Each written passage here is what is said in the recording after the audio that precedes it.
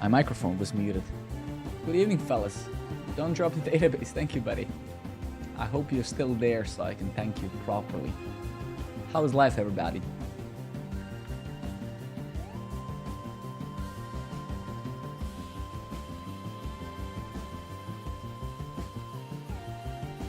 Yeah, let's see if the fellas are still here. I've been away for a minute and...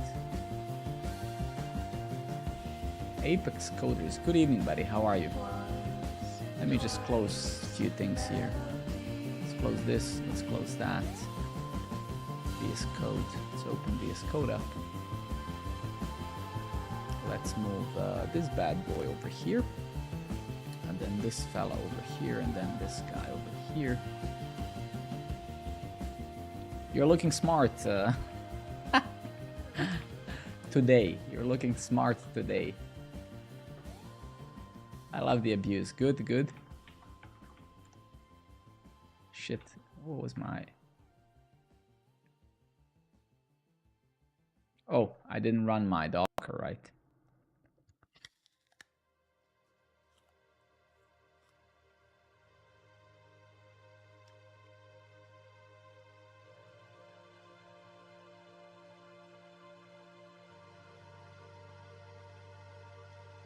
Yeah, indeed, this is no banana, for sure. I had banana already, so I'm having an apple now.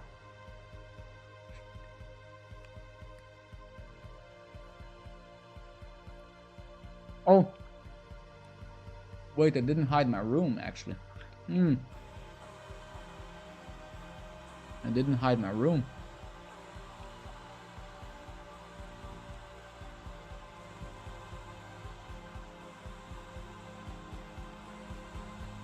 Beautiful.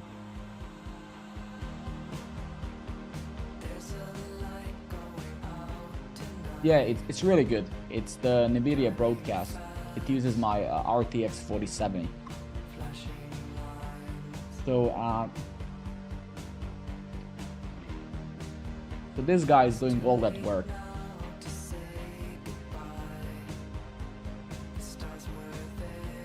$4070 Ti.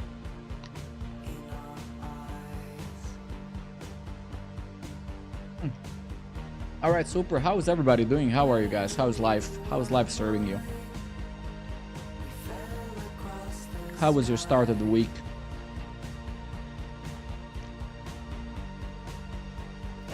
I'm tired.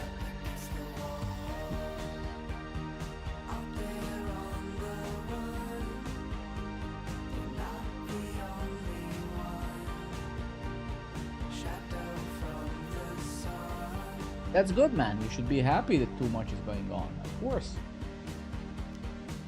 Yeah. Dude, my friend, good evening. It's good that there's too many things. Don't complain. That's amazing. I mean, you should be happy because of that, right? Just imagine that you're handicapped or that you can't walk or anything like that. Imagine all of the disadvantages you could have in life, right?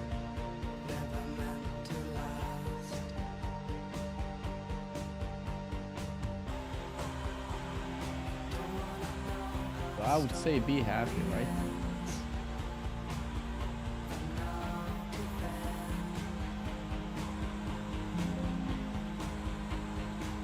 Yeah, for sure, man. It's all about perspective. Modasir Khan on YouTube. Good day, man.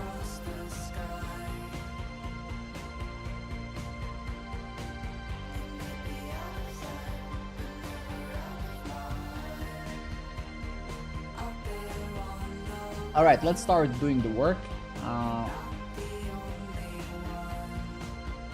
Yeah, so next thing we're gonna do, you're gonna try to kind of just do the last touches here on this thing, and then we'll see. But yeah, let's continue. So what I want to keep doing now is just finalizing this thing. I'm sorry, I'm just gonna finish my apple in a second. Well, let's go ahead, right? So let's go to let's close up some stuff over here.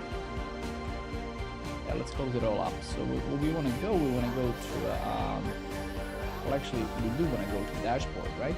Oops, what the hell did I do? I did something strange with Chrome. Oh, give me 1 second, sorry. Didn't do that. Okay. Alright, cool. So what I want to do now is kind of, let's focus on the courses view a bit. So now I'm obviously zoomed in here, and this, yeah. So when I edit the course, we're going to get into this. So let's unify this as well. Let's unify this stock thing here. So let's keep on doing this awesome stuff. It's pretty awesome, actually, if you ask me. So we go into course form, right? And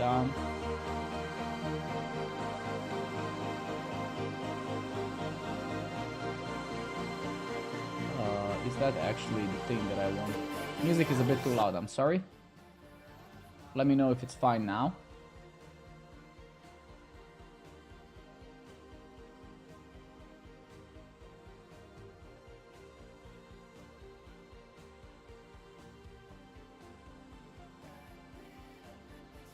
A little louder, okay? Like this?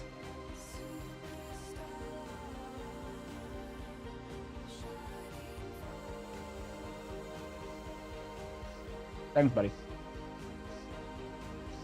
So it's this one. Okay, got it.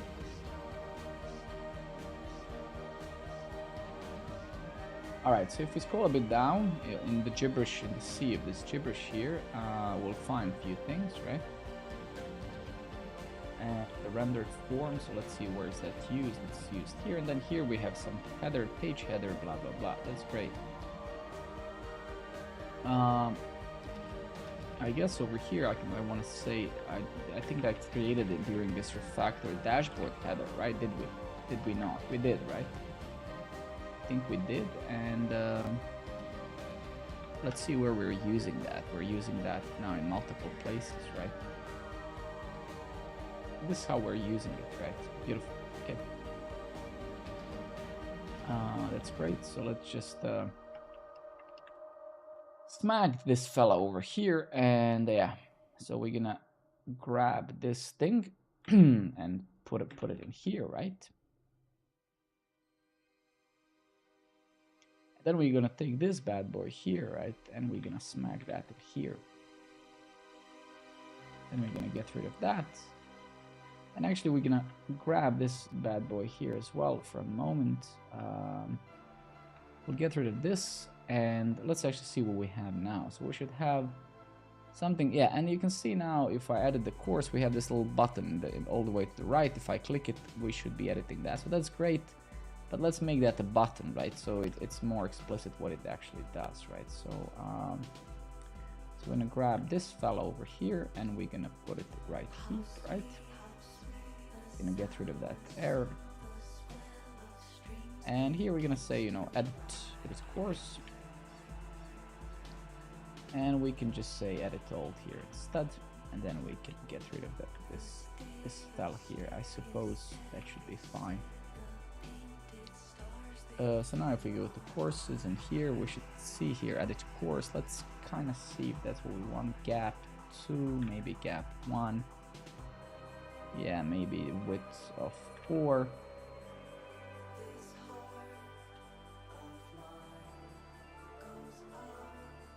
Yeah, and so maybe that's okay, right? I don't know if we wanted to have a like primer like this. Maybe it should be outline, because yeah, I don't think that this sort of editing is gonna be that common, right?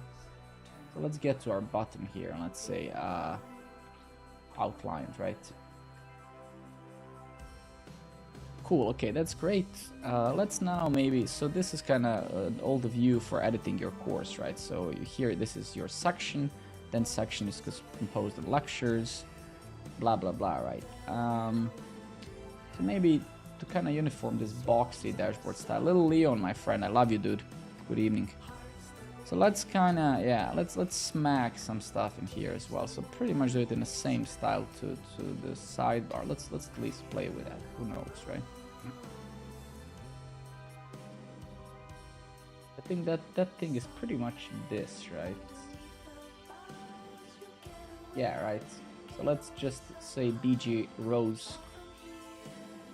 Thank you very much for the follows, appreciate it. BG Rose 500, just to get the idea what we're no, so that's not really it, right? Okay, so where is the actual sidebar? So I suppose maybe. Oh, I see. So it's render form. Yeah, so it has to be this fellow over here, right? Yeah, this is the nav. Okay, so if we do this, right, we should probably see this thing being red. Beautiful.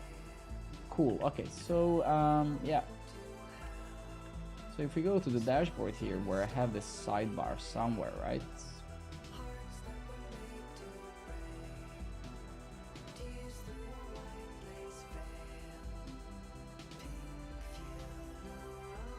Let's try like what happens. I'm not sure, man, like what to do with that. I mean, you know that I'm not a typical streamer to say, so I don't actually know what can I give you for that, right? I mean, I'm not sure, like if you have ideas, please share them, right? I don't actually know that all of that stuff is really, I mean, I don't think honestly that I don't think that there's something more I can give any of you, or to be honest, to say that you also deserve it, right?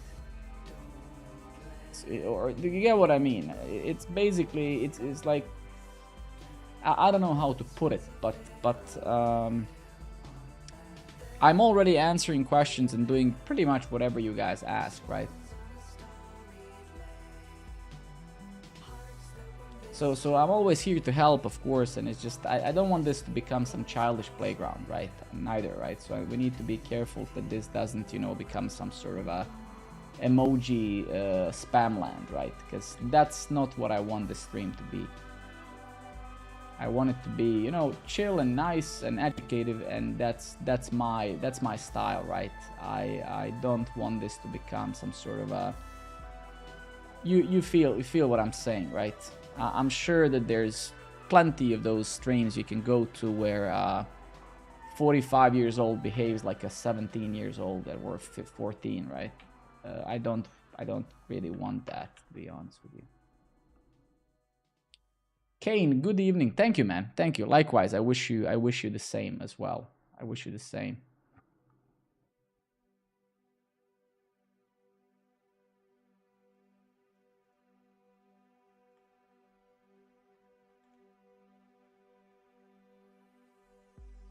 Yeah, I mean,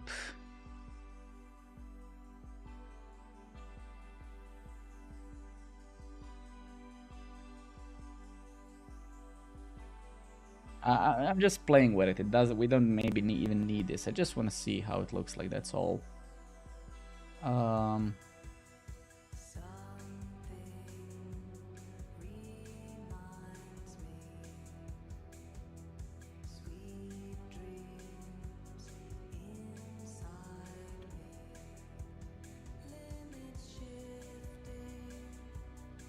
Interesting.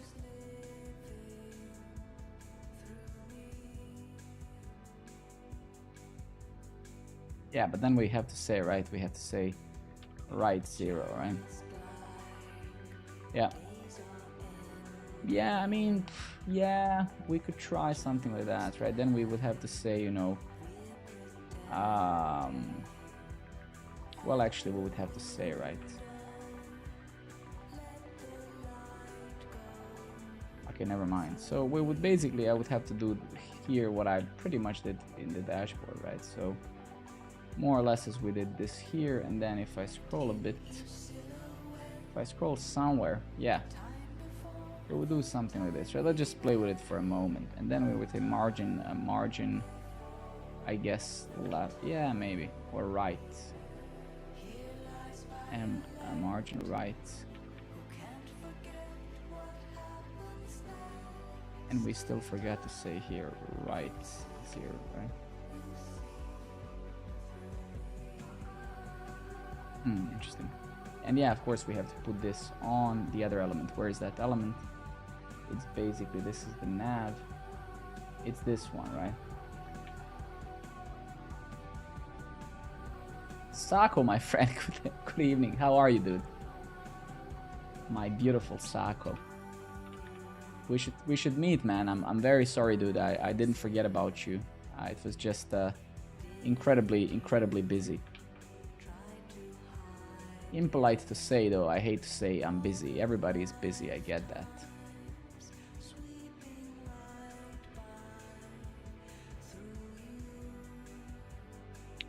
I mean, I'm not sure what do you mean responsive. Responsive where? Need to be more specific, right? Responsive where exactly? Because there's a very different mobile experience for this whole view, right? Play one game, my friend. Good. Would mobile pixels be more messed up? But this is not the view for mobile. This is not showed. This is not what's shown on mobile. And no, it wouldn't.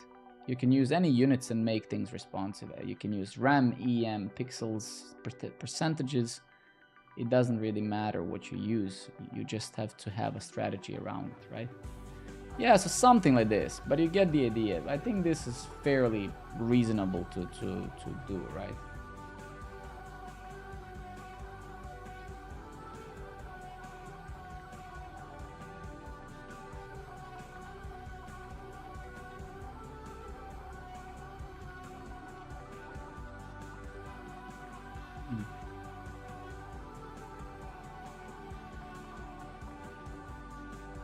So was that the one?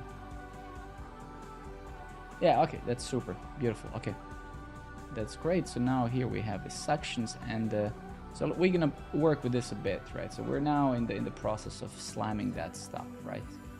So let's get rid of that, and yeah, we might break this into something later, but it doesn't really matter. It's already really good. So we have that stuff there, right? Now we're here. We'll try to say something like this.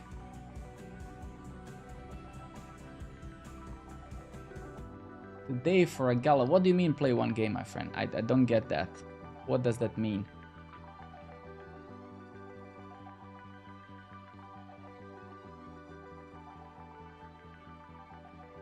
Then yeah, we could technically say here instead class name PT4 or something, right? That should technically, yeah, nah, shit.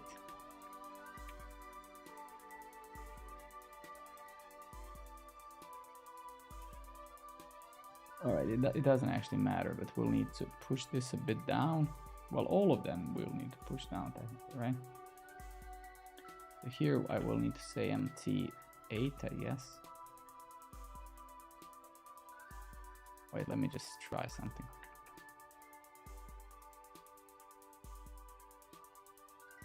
Let's try with a padding in fact, right? Yeah, this is super awkward. Why is it? All right, I might have an idea for this specific use case here, right? What if we actually go to this bad boy here? Super strange, super strange.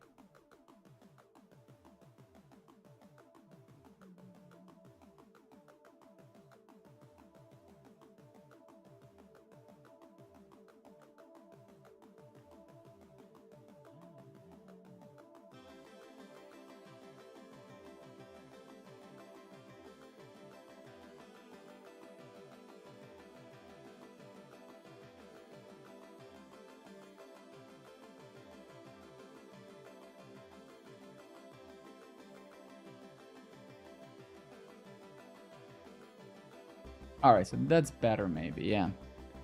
Something like that, right? But still,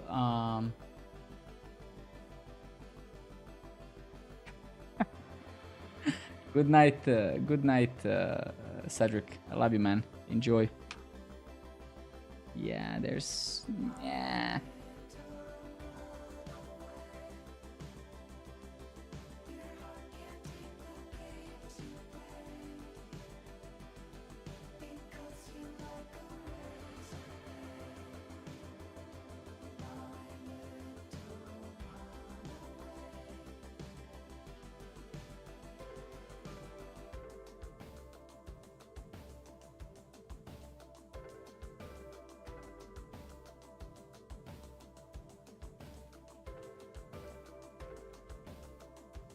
What I actually want to do, if I scroll all the way like this, actually let me just make, yeah, so this should kind of have an overflow of some kind, right? So shouldn't it, right? This should for sure have some sort of an overflow, right? But it doesn't now. Let's just say overflow Y. Scroll. That would add this overflow where? Okay, so let's try it in a different place. This is the left side, right? And this is the right side. This is the sidebar, right? So yeah, so now this would add an overflow, right? But why is it not automatically actually I guess the snap doesn't have that as a default. Yeah, okay, so that's good. So let's imagine that the worst case it would be some horrible resolution like this, which I don't think it's ever gonna be, but okay. And now, yeah, now what basically we could do, so this is already good, I think. So now we have test section, add new section. Let's just add it. Create. Let's add some lectures underneath. Okay, that's great. So that's not terrible, yeah. And again, if it gets too long, you can scroll. So that I actually like. So that's pretty good. That's pretty good. Give me 2 seconds. That's pretty good, I think. Yeah, cool. Okay, I like that actually a lot. That's great. So we have that. That's kind of messed up a bit. And then wait a minute. Yeah, so we have those forms which are actually, we need some padding, I guess, from the top or something. Then as soon as we add that, no, actually, so it's good now, I think, right? Yeah, that's actually better. Yeah, I think that's better. Let's fix this thing whatsoever. Where is this cancel delete? Carex, good evening, friend. How are you? Always good to see you. All right, what is this exactly? Where is this? This trash, I think, bin. I think there's like a bin icon somewhere here, right? And this is shown in the lecture form. So let's go to lecture form, I suppose, right? Yeah. And then I guess I have an icon. So yeah, so this is the issue, right? We have this zinc 500. Actually, how come we have that? Like, we should not have that. All right, so that should auto-fix. Yeah, that should be fixed now, yeah. Good, good. I've been at work, OKR planning today and stuff. So a lot of meetings, pretty much whole day.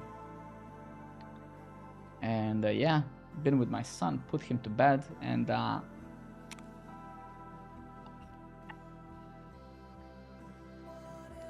bought a new guitar from some musician.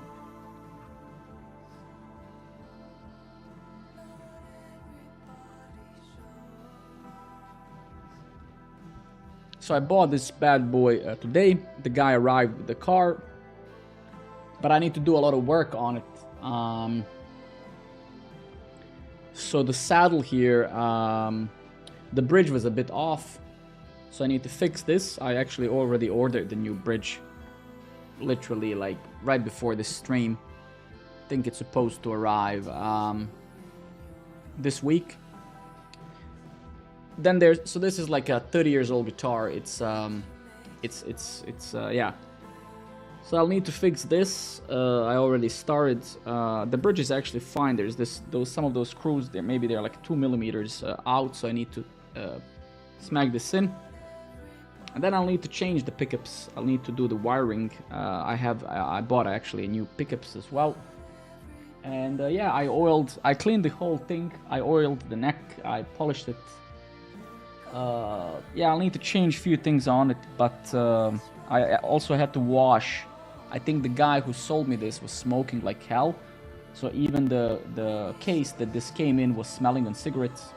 So I actually washed that and left it on the balcony now for the night to dry and stuff. But yeah, looking forward to this bad boy, to put it into play. Can't wait.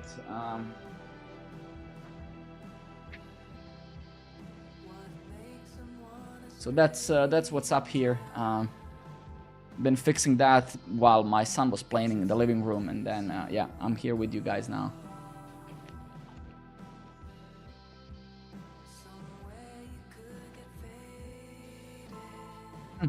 Thank you very much for the follow. Appreciate it.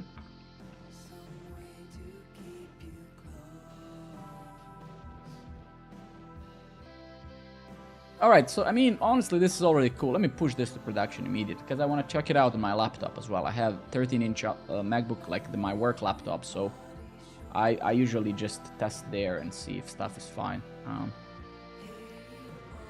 We'll see.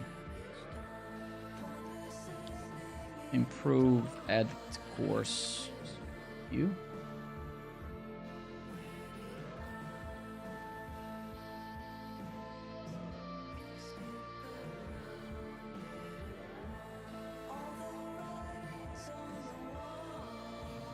All right, beautiful.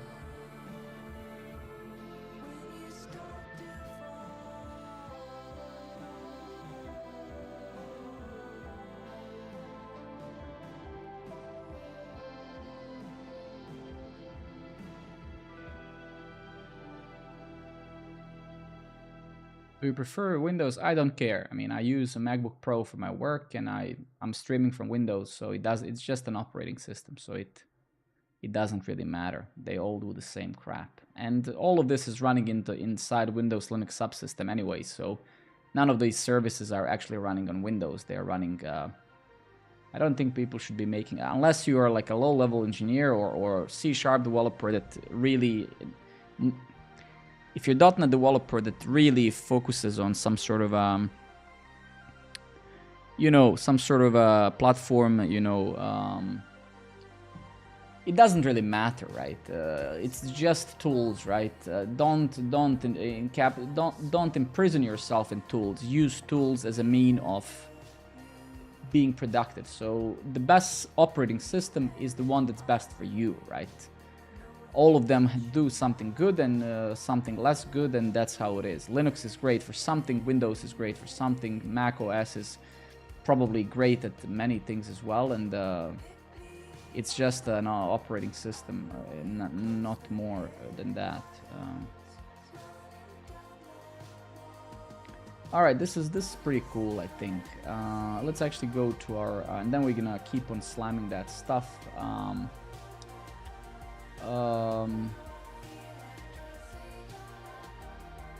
Yeah, I mean, it's not. I'm just.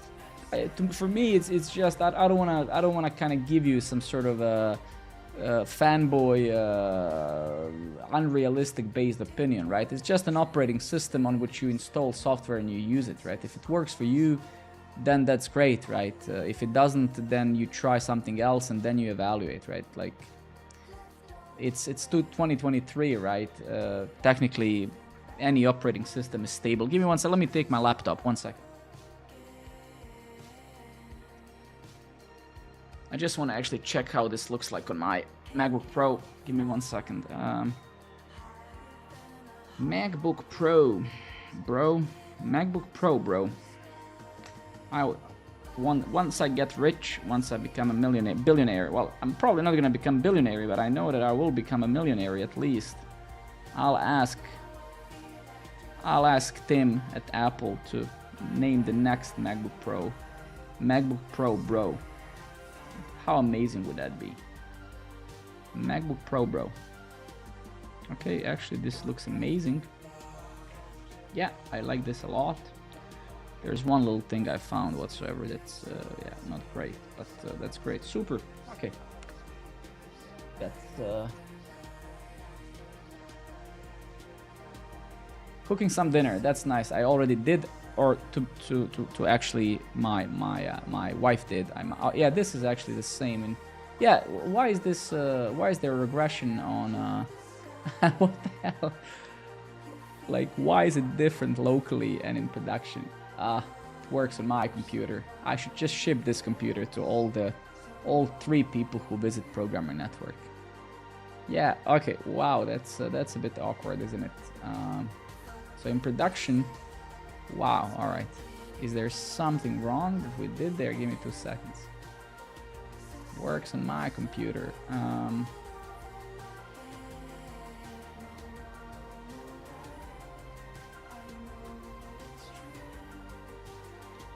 Where was that bad boy?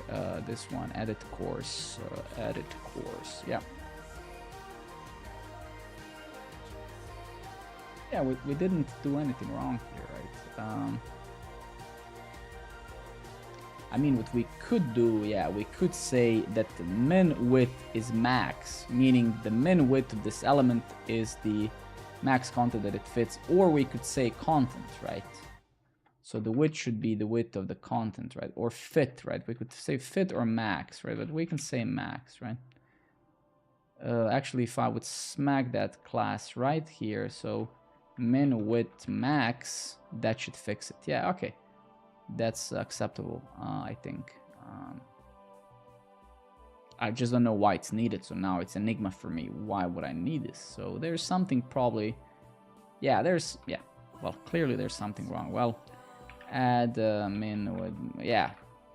Fix edit course, make edit course button, not frag, or whatever.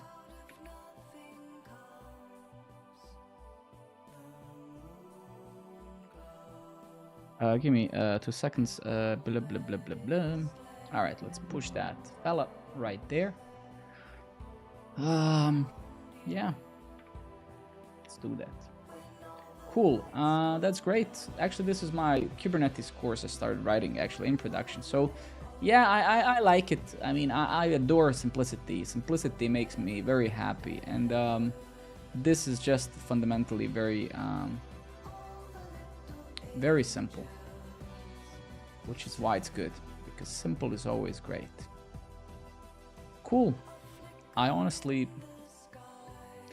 mean, the only thing I dislike, right, is the lack of creativity when it comes to those icons. When I see this IFO icon, I'm like, Alex, do you have any soul, man? Let's find something more creative, right? Because at the end of the day, we're making the platform for nerds, right? So we're not some sort of banking officials, right? So we have the privilege to say, to be as childish and as dumb as we want, right? And we should be, why not, right? And then I proceed looking for the same icon. Wow, what a disconnection between thoughts. Where is your soul, Alex? Exactly. Let's actually go to flat icons. Let's get inspired. Let's actually go to Midjourney. Let's use Midjourney, right? Let's see what Midjourney is. I'm paying for it anyway, right? So let's go to Midjourney here, and let's say imagine a creative, nerdy basement dweller info icon. This makes no sense. I'm sure it's not gonna do anything, but if I can imagine it with an average IQ, then the AI, the robot as we call it, can probably do better. Or can it? Oh, no. Oof. Nah, it didn't do it, no. Alright. Information.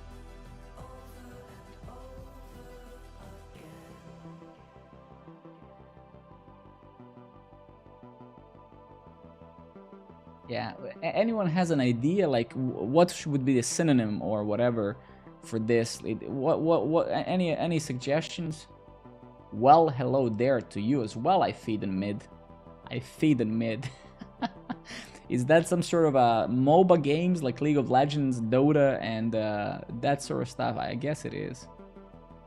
Any suggestions to synonym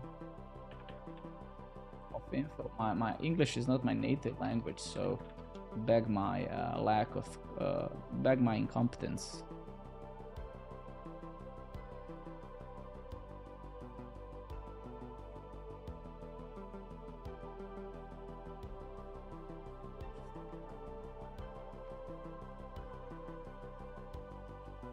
Help, maybe? Nah, not help, right? Let's see what this guy drew. Oh my god. I mean, you have to give it to Midjourney. It is creative. I mean, I gave it some minimal input, and look at this. Jesus Christ, man. Went a little bit over its head, I guess. Help, info. Come on, like, activate yourself, guys. Don't be lazy. What can we use? Info, help, what else? Anything. Info, help, smile, no. Talk, language. it's literally a micro detail. It's not even relevant. It's just, I feel boring when I see this info icon. Info icon is just funny. Funny is good, right? Who doesn't like to laugh, right? Who doesn't like to laugh? I haven't met a person who is like, ah, laughing is for losers. I haven't met such a person. Is that a guy laughing there? What a loser. Never heard that. Unless you're super serious, then I can't help you. But that doesn't make sense in this context. It's not functional, but it's... Nah. Yeah. Details. You know, my brain, it can be literally explained like those perfect geometric shapes. That's how my brain works. But then it's boring. Which, well, that means that... Yeah. Shit. You know what? I mean, this is my platform, right? Which means I make decisions. I'm the boss. And then that also means that I can put there whatever I want, right? And I will, for some reason, I like this. So I will put this right there. I don't know why, but I just like it. So let's go source, assets, images, SVG. Let's say here funny, right? And then we're gonna run this to SVGR, right? So we do this file. I don't know why is the format. What is the profile? Wow. Okay, that's strange. All right, never mind. Okay. And then let's go to CDF. Let's CDF and let's just say icons, right? Let's build our icon library. So this becomes a React component, right? That's what we're basically doing, right? I'm saying go through my raw SVG folder, and for each SVG create a React component and then make it part of my core library. And since I'm using the relative imports and stuff, it's just super nice. Okay.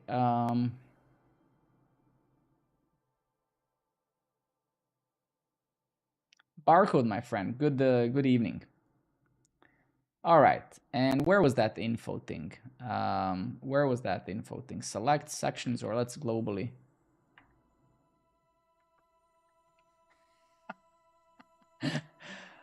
Dude, if there was any other rank, I would have given it to you. A higher one. I need to bring you on my stream maybe one time.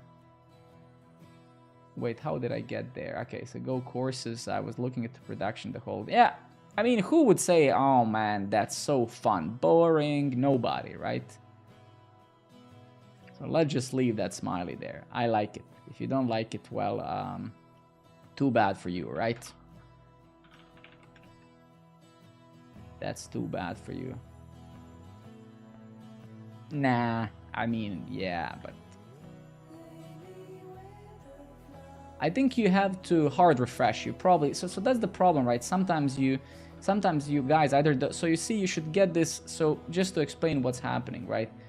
You guys need to... You probably, for some reason, miss this notification, right? So you have an old version of the application and the service worker has to update because this is a progressive web app, right? So you need to get... If you don't get this screen that I'm looking at right now, then you have to hard refresh. You see, I always get it, so I don't know how you guys don't get it, right? But if you didn't get it, hard refresh, and then you should get over the problem. I mean, I could force it, yes. It's true that if, not in theory, in practice, I could force it, yes, for sure. So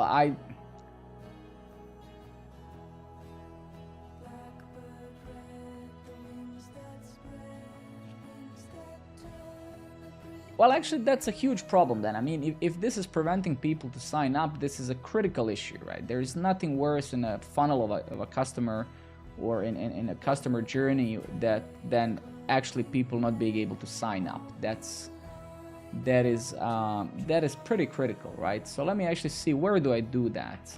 Where do I like do this logic? Actually, so here it is, right? You know what's the problem? Let me just...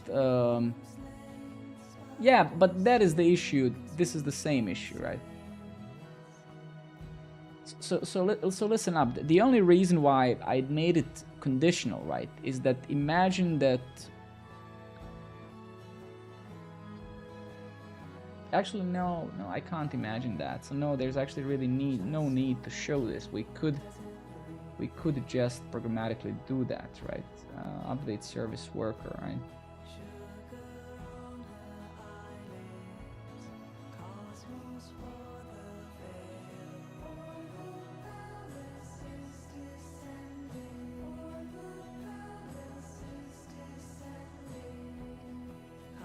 Let's use a robot. Let's tell the robot to make this. Yeah, let's try that, because I had enough of complaints so far to establish some thought pattern. Right? So let's say change this so the service worker automatically refreshes instead of needing a manual user action, right? Let me get some water. Give me 2 seconds. Oh. Where's my, yeah.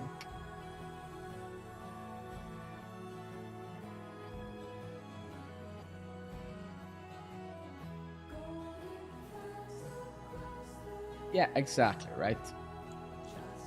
Yep. So let's try this. I mean, thank you for the tip, for the suggestion. I agree. Yeah. I mean, we can try it and then see what happens, right? I can't guarantee though that this is going to be better, right? Because every action has a reaction, right? So if we change this now, we'll see what happens. Maybe people just start like, why the hell did my stuff just randomly, you know, refresh, right? And stuff like that. So we'll see, right? But nothing to lose, really. Yeah, certainly.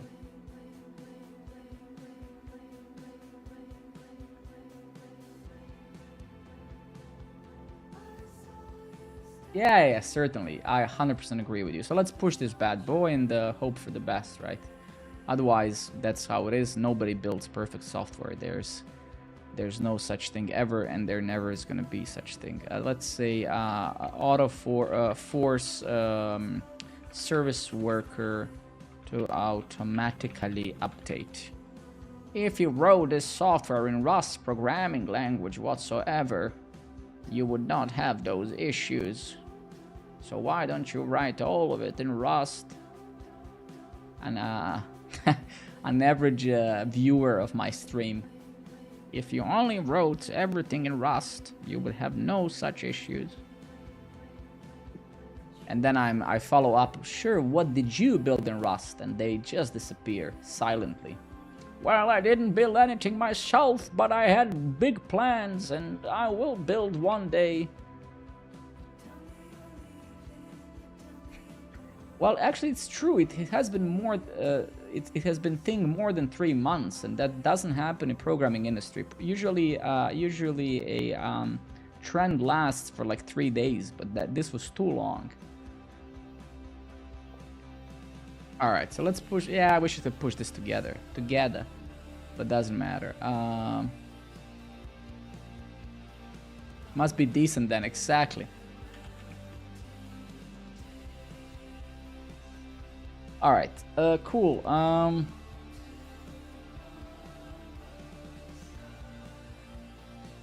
Let's answer this question.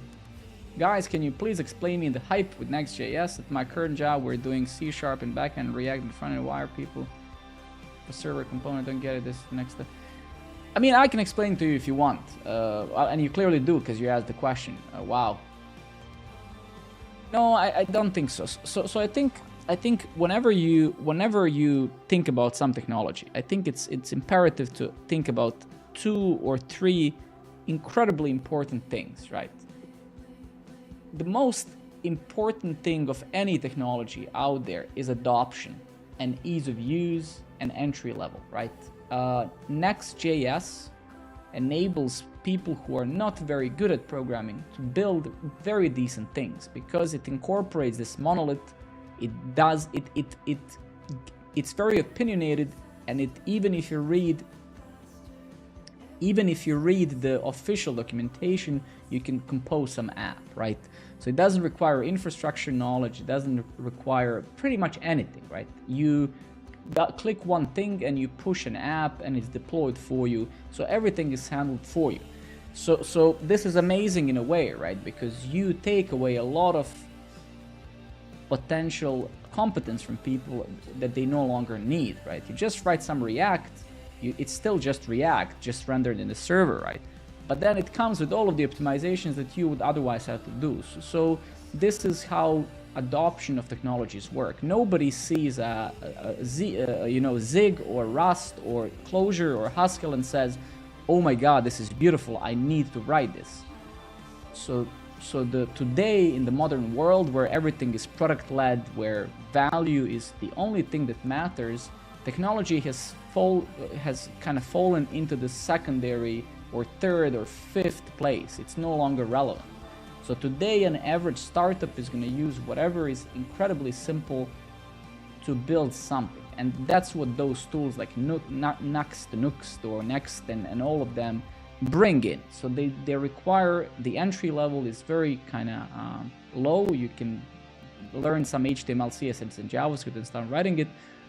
So that's why. So that's the hype. Is it great? It's not, because it's not, is it good or bad? It's just React that's rendered in the server. WordPress has been rendering websites in the server for 30 years, right? So it's nothing new. It's like server-side rendering. Yes, internet initially was mostly server-side rendered, right? So that is the hype, right? The hype is there because anyone can almost install Vercel, Next.js and click deploy or whatever, and wow, I have a website now online, right? It takes away a lot of details from you. And of course, server-side rendering as well is obviously useful if you care deeply about SEO, if you care about if SEO is your core strategy of the product you're building, if that's what you care about the most, then things like Next.js are a good way. If you're building a single page app, an intranet, something that's closed from the world, using Next.js would be a complete failure in my opinion. And of course, everything I said is my opinion, right? So that's really it. There's nothing majestical about it. They took React, they're rendering it on the server using some templating engine, just like we used to use Handlebars and Jade and many other, template engines. Now it's React. And then they figured out few cool optimizations with images and compression and this and that, and that's all great. I'm not saying it's bad. I'm just saying it's very important for, if I found a new company today, what would I look for? I would look for, okay, which stack is easy to hire people for? You could probably find a React developer on the street next to your place where you're buying bread. So when you're making technical decisions as an early co-founder, you're making so many decisions which are based on surviving and getting your product out, which means you want to pick something as simple as possible, something that's as easy to hire, as easy as possible, etc., etc., etc. Hence, Next.js and many other things are there, right? Because you can hire a full team that knows React.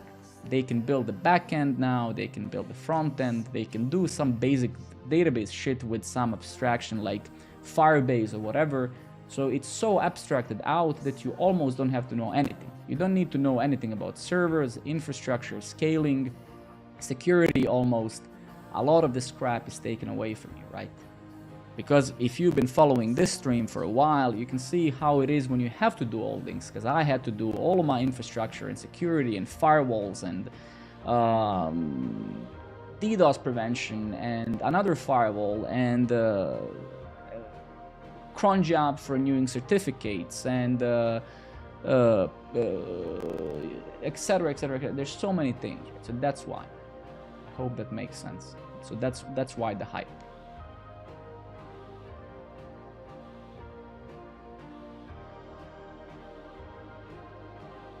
And please keep in mind, none of this is negative, even though it might, because when I started explaining barcode was like, shut up in a way. No, I didn't mean this is a negative. I think this is great. I think that technology is getting to the point where it's very accessible to less, okay, got it.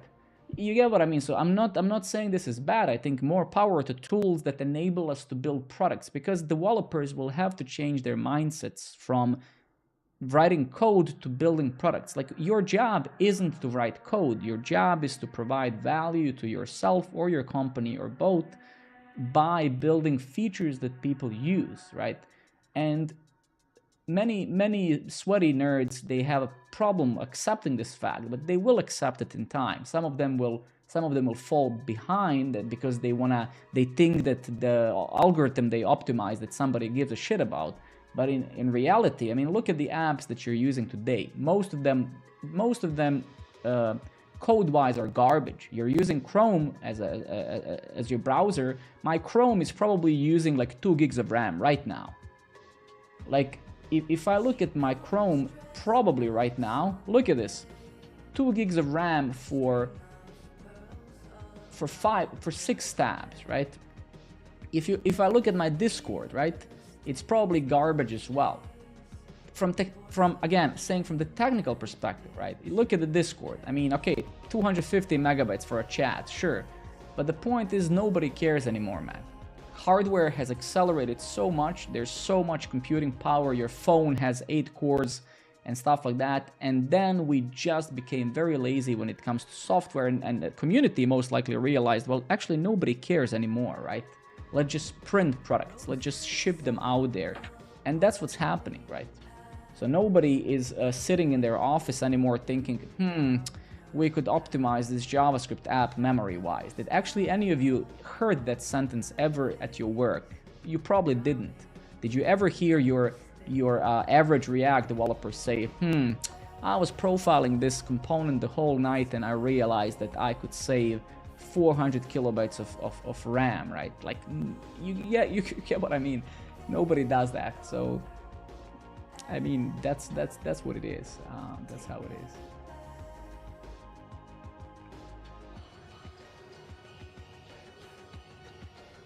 That's that. Okay, let's see. Yeah, why? Okay, I'm still getting this crap. That's strange.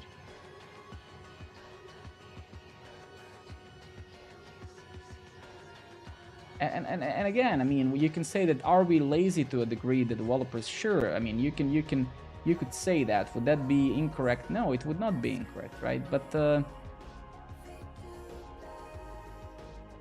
yeah, but the thing is, again, that's the thing, right? Programming is fundamentally becoming way more accessible. You don't need to be a guy with the glasses and a cigarette in your hand anymore to write programs, to write software. Now, everybody today is almost... Actually, Bill Gates, for one thing, I have to agree with him on this. 35 years ago, he said, at one point, everybody is going to be writing their own software. And he was right. I mean, he wasn't wrong at all. Now I see that more than ever, right? So at one point in time, we're going to abstract out, also with this AI, we're going to abstract out so many things that, sure, you're going to still need developers for some things, right? Yeah, exactly. Dimitrovic, good evening, buddy. Why this didn't actually update yet? Yeah, so we did push that. Okay, wow, that's super strange. Maybe I didn't push it. Time traveler. But that's how it is, right? That's how it is.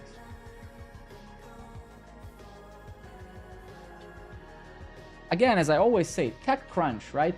The biggest magazine on the planet for nerds, let's say, this is running on WordPress, right? So again, it's always about being pragmatic, right? A lot of you have heard about Pragmatic Developer book, right? Many of you have maybe read it, but many actually fail to understand the gist of this book, right? The gist of this book is to be pragmatic, to be realistic, to be real, to not bullshit yourself and others. So again, if magazines like this can run on a framework that has been built 30 years ago, probably 99.9% of us here can use any programming language and it's still going to perform good enough, right? Because you cannot take highly hyper successful unicorn startups and then measure the efficiency of tools and what you need in your everyday life to them. because they have billions of users using their services, and you don't. You have maybe 100 people every day visiting your website, right?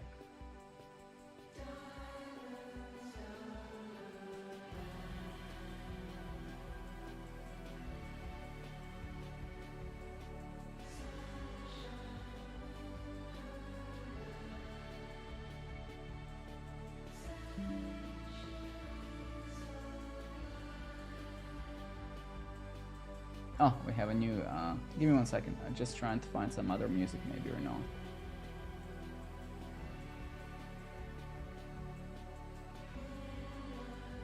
What was the RADs, what RAD standard for, Van den Nobel? I forgot, I'm sorry. Or maybe my brain is just elsewhere now. Let me just read this question and then we continue with some coding. I just started React, like I didn't write that much code yet, but what I've seen there is use effect error, did not so bad ideas. But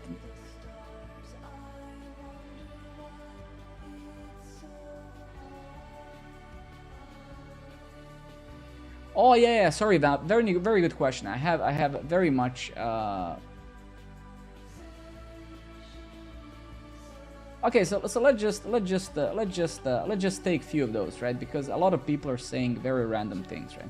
So let's start actually with this one. When writing React, use effect as few times as possible. Why? Can you actually, and I'm not trying to put you on the spot or whatever, but can you say why? What does this mean, right?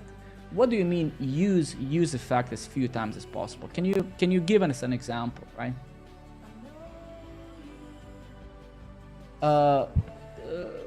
And then this question is, I'm not really sure how to answer it, because in order for you to face an issue with certain API, you have to build things using it and then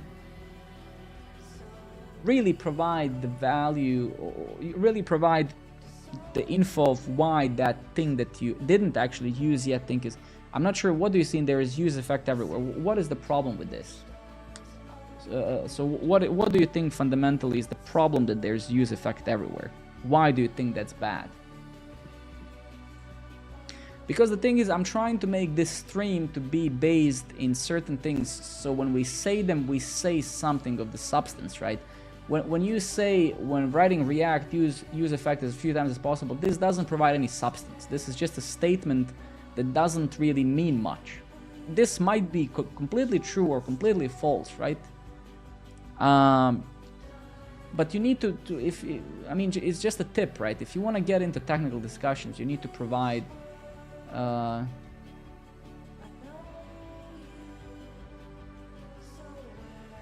well, you're gonna use effect as an API every time you need to deal with some side effect, right? So you cannot not use it, because if you need to have a side effect, you will use it for the most part, right?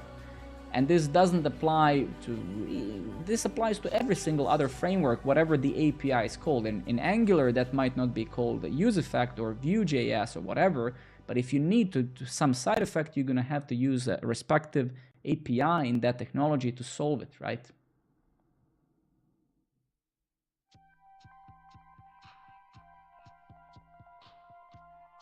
Well, I think that people have issues understanding concurrency, and I say concurrency with caution and not parallelism, right? Because we talk about concurrency in JavaScript in general, no matter the API, right? So that's not related to the use effect per se, right? There's nothing wrong with use effect, right? In my opinion, there is nothing wrong with use effect, right?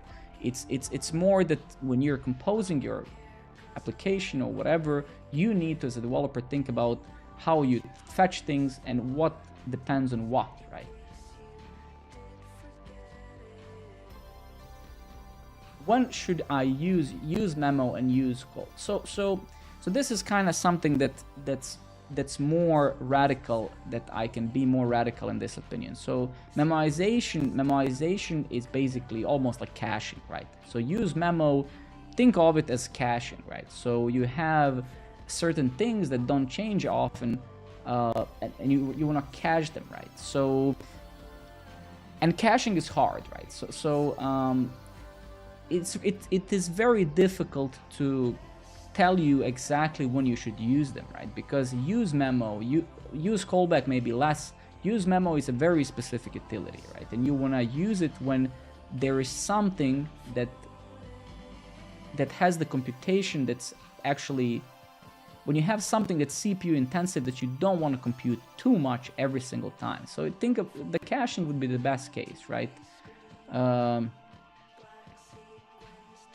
Right. So you actually want to use memo as less as you possibly can, because the gain that you're gonna get out of it is probably not gonna how would I say it, outperform the potential issues with the state that you might have, right? So the thing is, and use callback, it's very similar. You should use it when the arguments of the function don't change much, right? So it's all,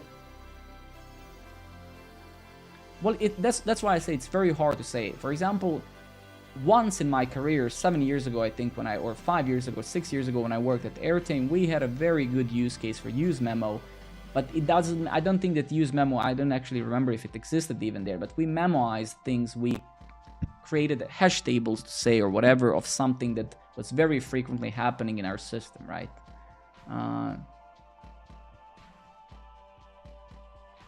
But think about it as caching, right? So I think the good example for use memo would be a good example for when you want to cache something, right? When you want to do some quick lookup, when you want to do something like that, right?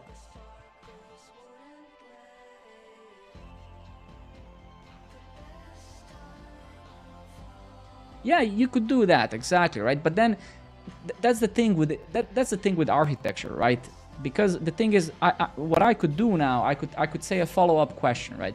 Why are you loading 3,000 users? So the biggest problem with those things is that often you're solving the problem that you introduced. So for example, you should never load more than 10, 20, 50 things at once anyway, unless we're talking about some plot. You have some scatter plot where you have to show 3,000 dots. But even then you can ask, why are we showing 3,000 dots on a scatter plot? There's no way that user experience of that can be great, right? So make sure that you're not solving the problem with use memo or any other API that you have introduced yourself. Like for example, there's really no need ever almost to load 1,000 users at once. You're gonna load 10, then you're gonna paginate that, right? So instead of thinking about memoizing things, I would much rather think of that as a last resort, as an absolute worst case. Like, okay, we actually need to load 10,000 users. There's a good use case. We need to do some data analysis on it, whatever. But in very rare cases, you want to load lists that's longer than what user can comprehend at a given time, right? Which is, I mean, how do we read? When you scroll any feed on the planet, you're scrolling, you read one thing, second thing, third thing. So that's why we paginate. There's no chance that a user can read 1,000 things at once. That's impossible. Which also means you shouldn't load 1,000 things at once. FG, thank you very much, man, for the sub. I very much appreciate it. Thanks for that, man. So I just to go back to here. So if you're in this stream, please, any comments are welcome, and more power to discussions. But try to provide some specific substance behind your statements. This statement, for example, is a good example of something that tells, especially to a beginner, it tells very little to why, right? So this might be true or might be not, again, but it provides no context on, okay, when using React, use effect as few times as possible. What does that mean, right? It doesn't mean much, right? Okay, let me just get back to Van the Noble. So, Van, are you still there? And Cruel, give me 1 second. Noble, are you still there?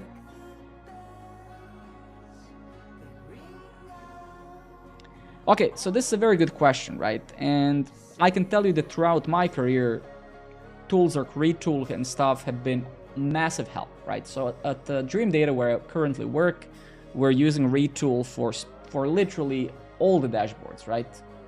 Absolutely. So our whole customer success, and everything is in Retool. So it has saved us tremendous amount of time and money, because the last thing that you want to do is have your developers build features that nobody uses except you internally. So especially if you're early age startup, you don't want to be building tools, right? So Retool, AppSmith. So you have, let me suggest you a couple of tools. So you have AppSmith as well. This is also open source. You can host it yourself. I actually use this for Programmer Network. This is my Retool for Programmer Network. You already know Retool, obviously. This is what we use at Dream Data. And then you have things like Cluvio, for example. If you need dashboards and stuff, at Dream Data we also use Cluvio. This is an amazing product. So if you need to build dashboards, think about Looker Studio would be a good comparison to this. Google Looker Studio and stuff. And then of course there are many other tools that we personally use. We use Customer IO for automation. We use Zapier. Zapier is a must. We use Zapier. We use Segment as well. Right, and then I don't know what your business is, but then when it comes to CRMs, you would either use HubSpot or Salesforce or whatever, right? But Zapier is a tool. Zapier is a tool that can save you so much money, because even non-technical people can automate APIs. So you can create zaps, right? The way that Zapier works, for those of you who don't know, Zapier basically is an automation platform where you can basically create those little zaps, which are just tiny tasks or functions, and you can say, I want, and this non-technical people can do that. They can say, I want to, so you can say, when we get an event in Segment from, I don't know, from tracking script on our website,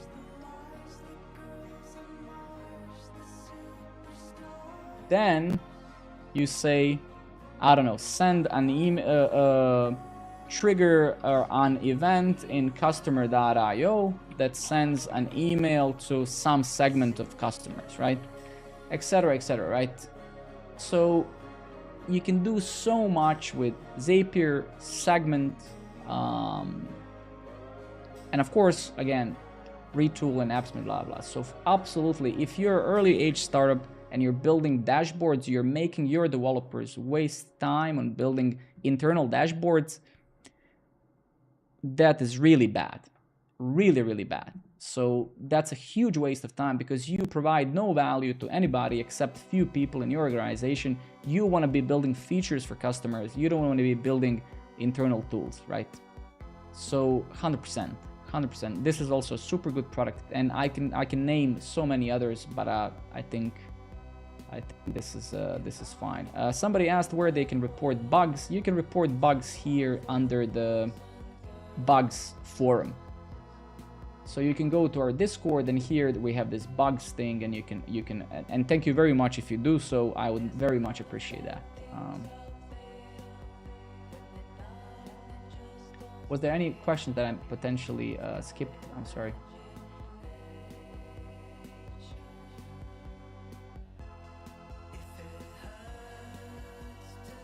How often do you stream?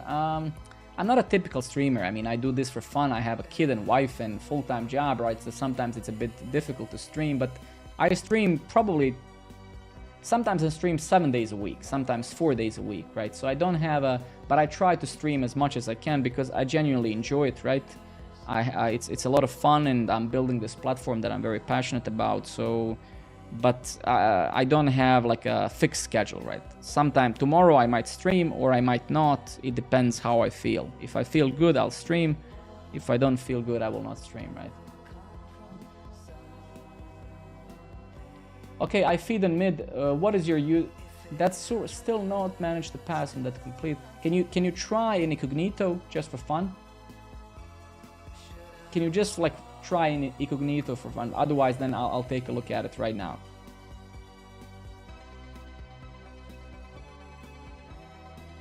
Yeah, just yeah, and then let me know.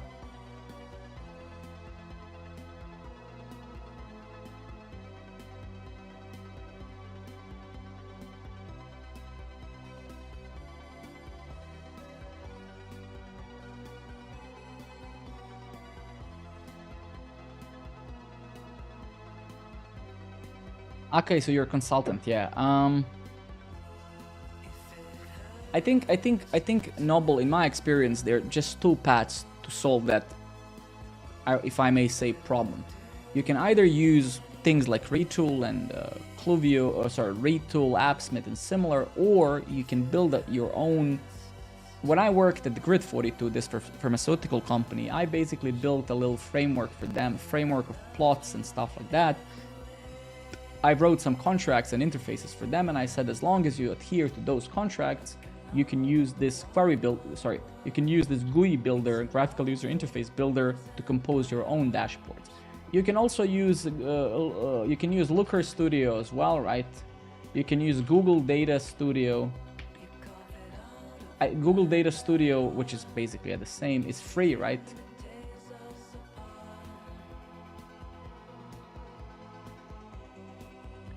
In Programmer Network, you can build fully your own theme, right? I can show you that. So you can go to your profile, you can edit it, you can go to profile here, and then you can create any theme you want. So I can actually do it for you now. There you go. And then you can choose your whatever text color. And then you can, yeah, right? You can save. Actually, let's choose something else. So let's say that we're gonna this purple. We're gonna make the background whatever, and we're gonna make the text dark, and you save, and that's it, right? And I think now we're actually I'm also dealing with this issue now of service work. I think this service worker actually, so this thing we did, I think it messed up the stuff. So this auto refresh thing, I think it actually failed. Because we just made a service worker change. That's why maybe some of you guys are dealing with some issues. Let me try now. Yeah, it seems so. Wait, let me take a look at my Grafana. Van Noble, my pleasure, man. It's a very good question. I like discussing those things. Okay, so we need to, yeah. Give me 1 second. I need to restart the API. I'm sorry for that. And I'm gonna do it in a very strange way.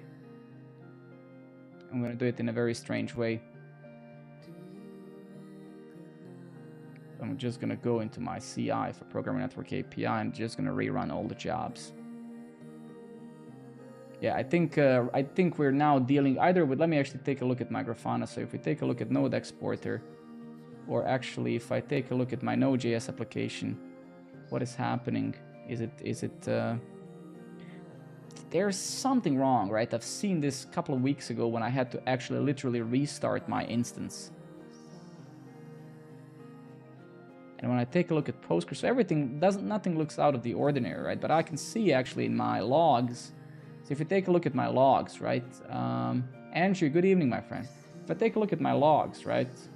You can see that we're getting this. So we can see that the SQLize, so it's almost like the number of database polls has been exceeded.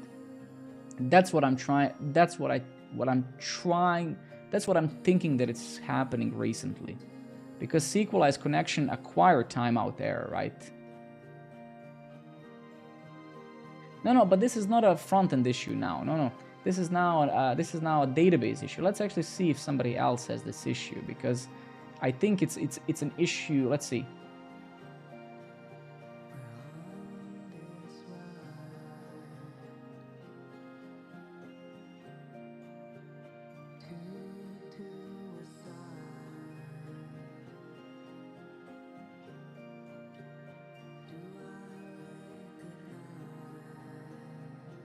Let's see actually what's happening. It's not me.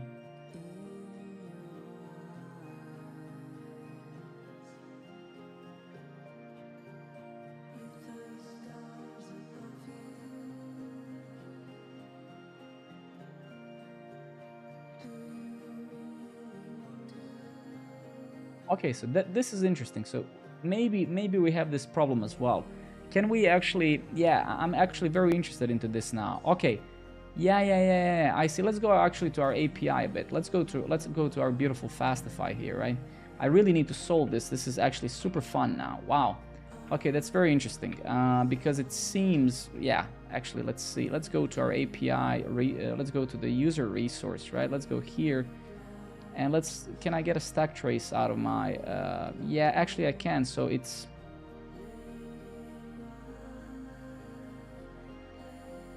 line 46, right?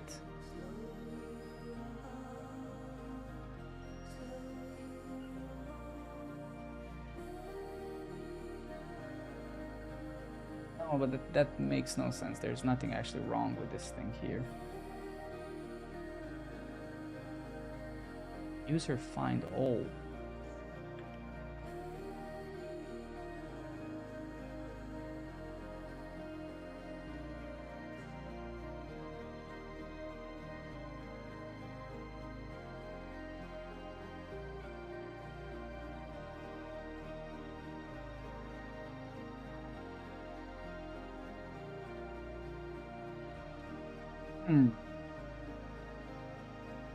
Okay, let me just very quickly, because this seems very relevant. I had this issue as well solved by optimizing my queries. I tried all the hotfixes and config that I found without any result. Then I changed everything my queries and entities. Yeah, what do you mean by optimized queries? What does SQL optimization have to do with that error?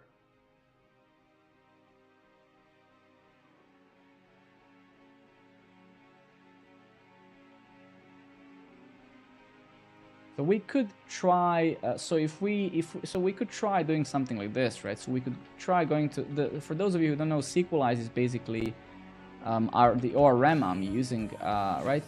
And that we're getting the error from there. So now when we're creating this SQLize object, the SQLize instance, it seems that we could actually pass it this pull thing, right? And we could say, well, handle this maximum connection. Like this, I guess this defines the maximum pool of connections at once.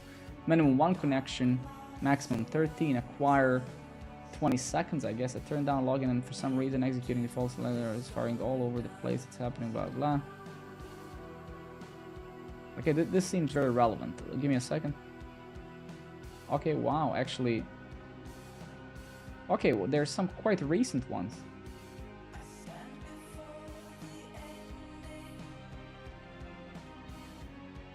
Okay, let me just do one thing. I'm genuinely interested into this now.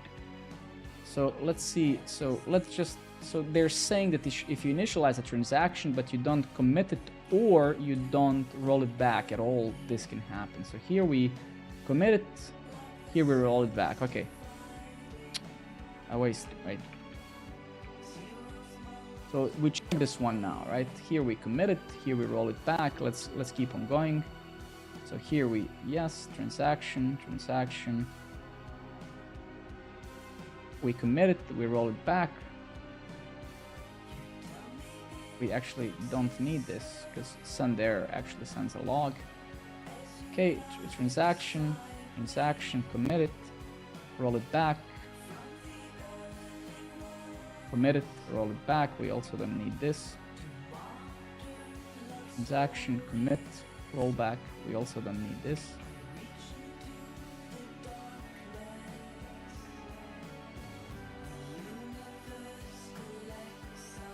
Commit.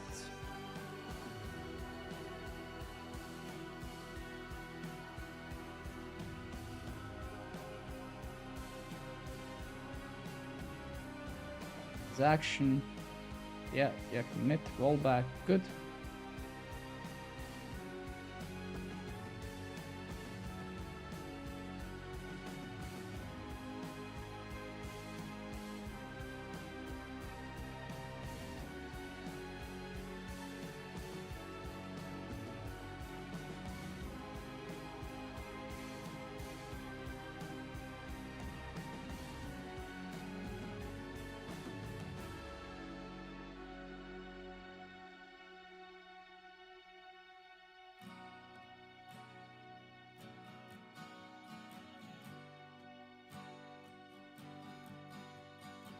That's because I have OCD. I'm gonna put that here.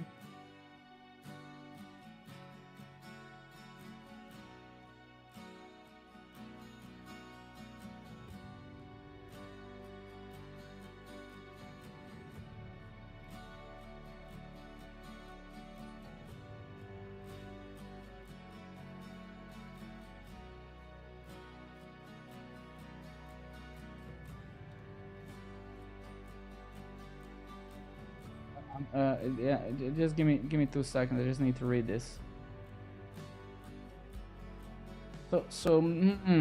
Shit.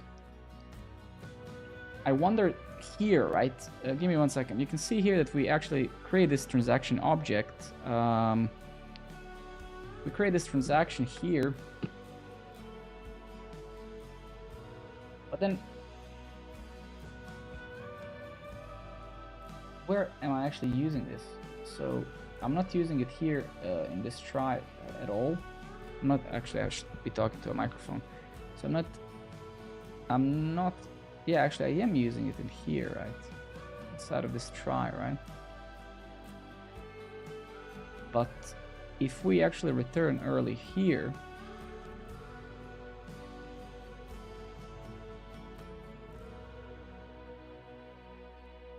shit, wait. So this, yeah, this is actually wrong here. This is also wrong. This is also wrong, I think. Wait.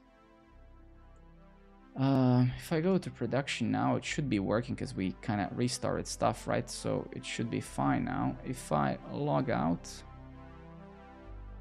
and I try to sign up with an existing thing,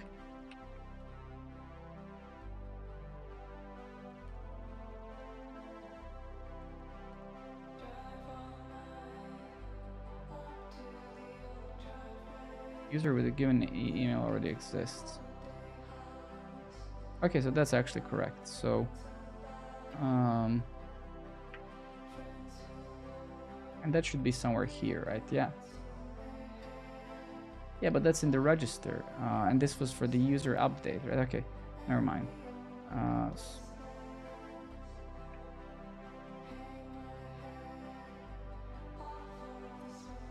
All right, let's paste this. Let's use ChatGPT, right?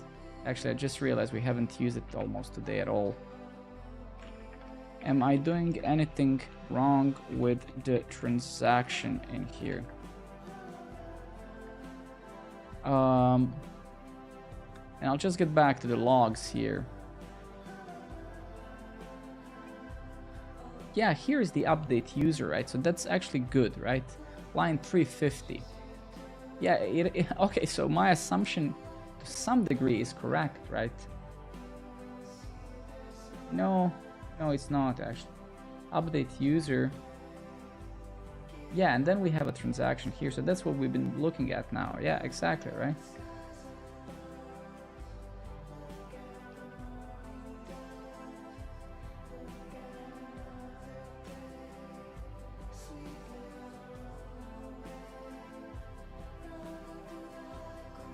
ChatGPT is amazing, man. I don't trust anybody, but I use it. Do you trust your colleague ever 100%?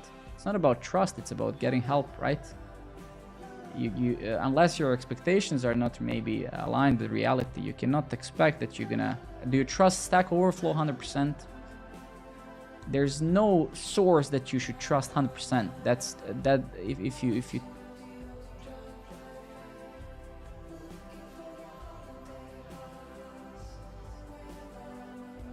Oh my gosh, shut up.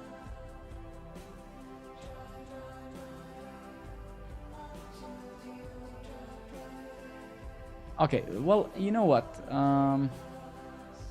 So let's actually go to setup to here, and we could... I'm not using TypeScript. Let's actually try to... let's go to Sequelize documentation, Sequelize ORM. Let's search here for pull.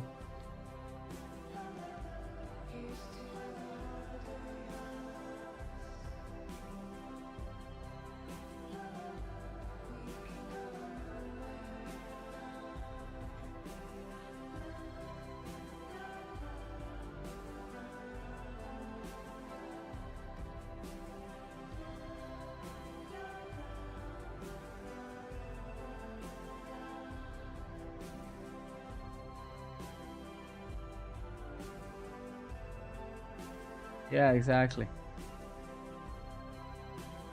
I just wonder if we would increase this, if it would make any difference. But this started happening recently, right? Which could be due to traffic, right? Maybe we just don't handle enough of connections and then they time out, but it doesn't seem so. Is there any pattern that I can see? But yeah, there is a pattern, right? So you can see that my logs are grouped by the how many times they occur, right? So we can see really that it's happening the update user for the most part, right? Are you in transaction when this happens? Yeah, I am. Yes, I think I am, right? Because if we get over here, right, this happens somewhere in line 350, right? Yeah, but it doesn't give me... Yeah, I'm happy that it worked for you guys, right? If you try to run... But so let me show you, because you clearly know more about databases than I do, right? At least judging your comment. So if we take a look at some of the logs, so here we have update user, right? Find one, find all. So let's see. So, well, this is the controller that failed, right? On line 350, we basically... So we have created transaction here. Should I be maybe passing the transaction to this?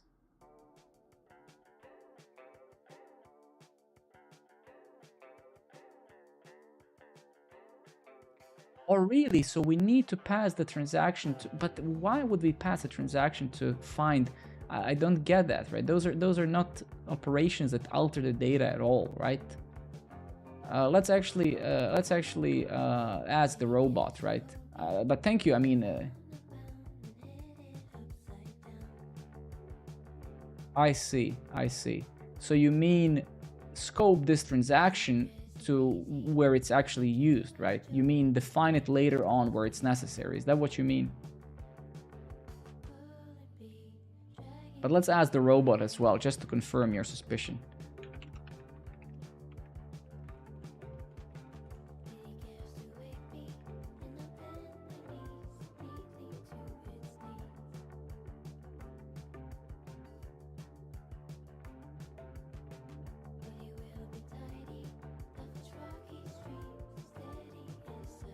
I see, okay.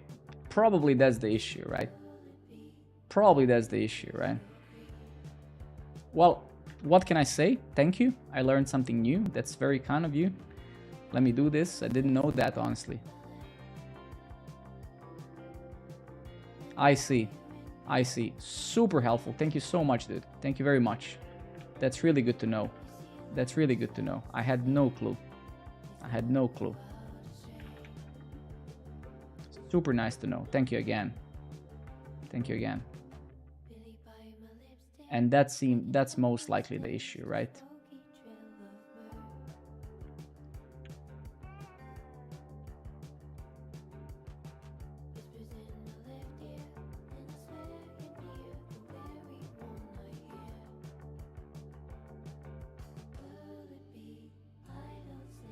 The thing is, so in this context, right, what I want to do, so this is how I function, this is how at least I operate as a programmer myself, right? Right now, I just want to solve this issue, right? And then, because this is not, I'm not going to solve this now and say, okay, wow, this is done now, right? No, that's not the case, right? I just need this to not happen, and I trust you guys when you say this. So if me adding this transaction to those find one, find all calls is going to fix it, that's a beautiful. And then I can go on, right, and then get into detail and learn all of the stuff that you guys are saying, right? So for me now is like, okay, this actually keeps breaking, it keeps preventing people to sign up, and that is really bad, right? So that's pretty much what I want to do right away, right?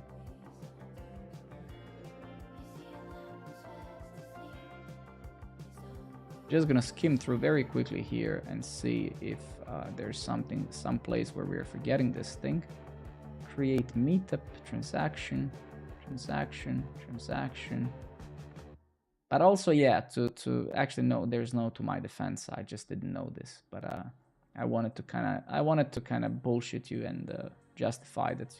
Well, I built this inside of a stream, you know, you have to understand. But I just realized it's a bullshit, so I just stopped.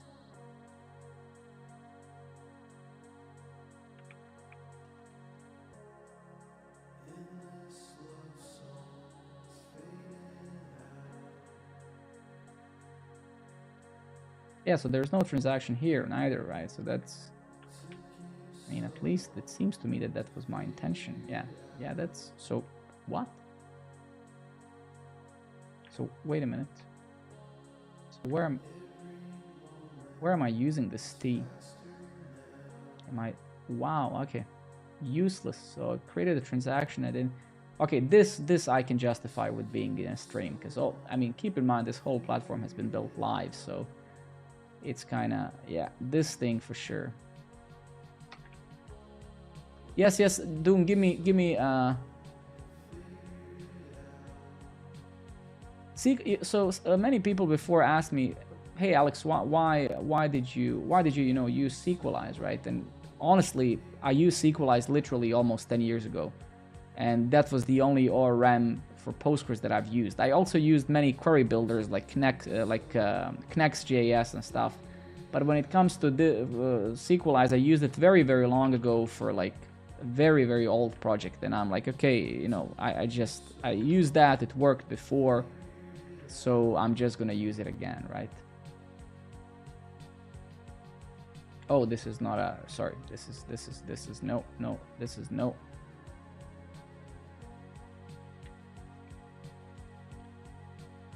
Yeah.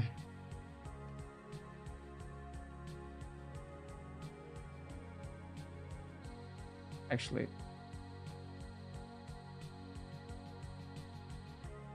I'll just fix this up very quickly.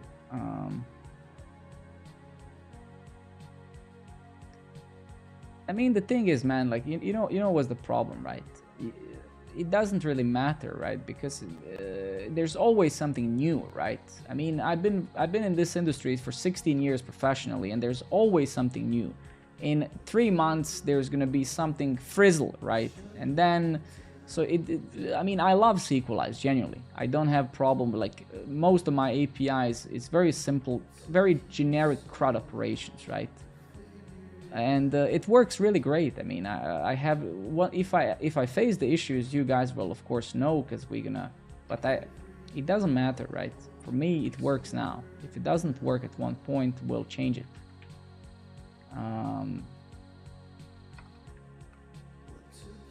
There's always gonna be frizzles and drizzles and stuff, right?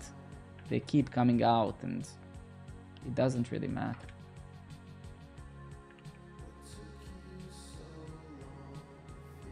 Yeah, certainly, but I wouldn't say that the Sequelize is old in that sense, right?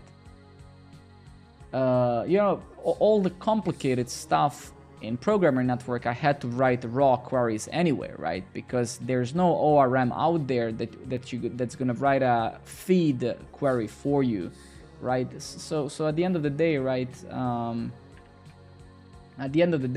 It's for the complicated stuff anyway. You need to write the raw queries, right? So it's not...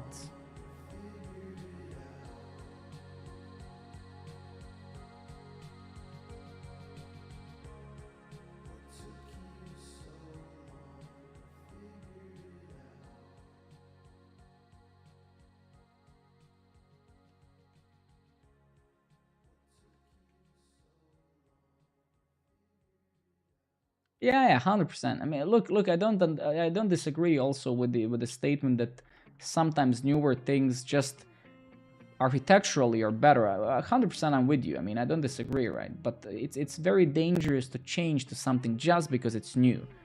Fundamentally, we should change to things because they solve our problem better. And right now, I don't have a problem where I need to switch. If I end up there, then I'm gonna sit for 4 days and I'm gonna just replace this with something else. It doesn't really matter, right? What wallpaper you use? I can send it to you. Give me just 1 minute. I really need to push this code immediately. Just give me a second, please. I just need to do very quick one more round of this, just to make sure that I didn't forget something.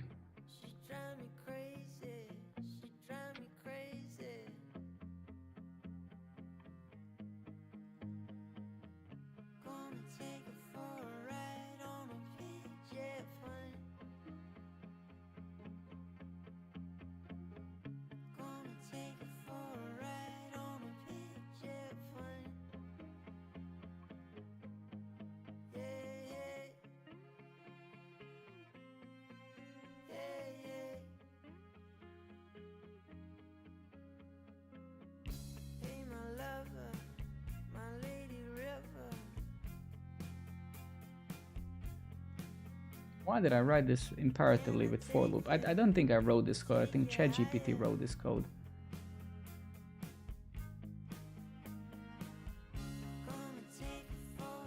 The thing is, right, as I always give advice to people, right, I always say, write the technical decisions that you would write if the company was yours.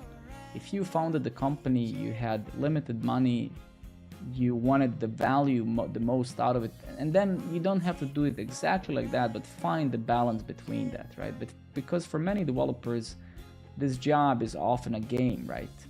But what's very easy to often forget is that some people, not all the founders are unicorn billionaires, right? Some of them actually invested, they went all in, into. And if somebody would come to me, if I was that person and said, well, how about we just switch to a completely new database? And I ask why, and they can't justify any value at all, or even, and there's like, wow, it just came out, right? Yeah, exactly, right? So it's like it has to be we have to be a bit, well, not a bit, we have to be pragmatic, right, and realistic, right? A lot of the stuff we do it because, well, it's really fun, I want to try out this new thing, right? But that's not always fair, right? Because it's easy for us. If the company goes to shit, you don't care, man.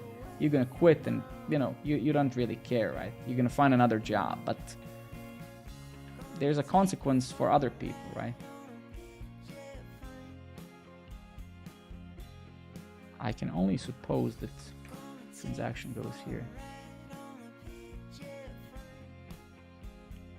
You should always, when I introduced Tailwind, for example, at my work, I used it 9 months or for 10 months for Programmer Network here, right? So it's again, just for sure, 100%, I agree with you. That's what I also do. It's just, I think one really important thing when you at least advise people to use something is to use it in production yourself, right? Because a lot of people, at least I can share my experience with you here that I've experienced in this stream. A lot of people come to me here in this stream and they say, hey Alex, why don't you use a database XYZ, for example? And then I ask them always, this follow-up question is always, well, there are 2 questions that I always ask. Did you use it yourself? Actually 3. Did you use it yourself? Or to say why, and then did you use it yourself? And did you use it in production? Because building some hello world thing at home, that shouldn't and doesn't give us the credibility to preach something. That's at least how I function. So if I haven't used something in production, I cannot suggest that to anybody.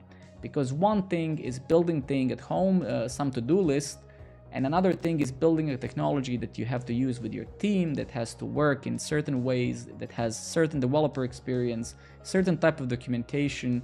So if you haven't really faced issues with a certain technology, the question then becomes, how relevant is our opinion, right? Because how good something truly is, really you see it when you start facing issues. And then how easily can I find the help? Where those issues usually are, how quickly are they fixed, right? So I'm very reluctant to ever suggest things that I haven't used, right? And this is the danger of those YouTube influencers, those Twitter gods and stuff. Most of them, they don't use this shit because it's content creation. It's just like, let me spam the content for more engagement and views and stuff. I just have to come up with some new shit every day, But that's really dangerous, and I don't like that. I don't do that because I find it very irresponsible and very unfair to many people, right?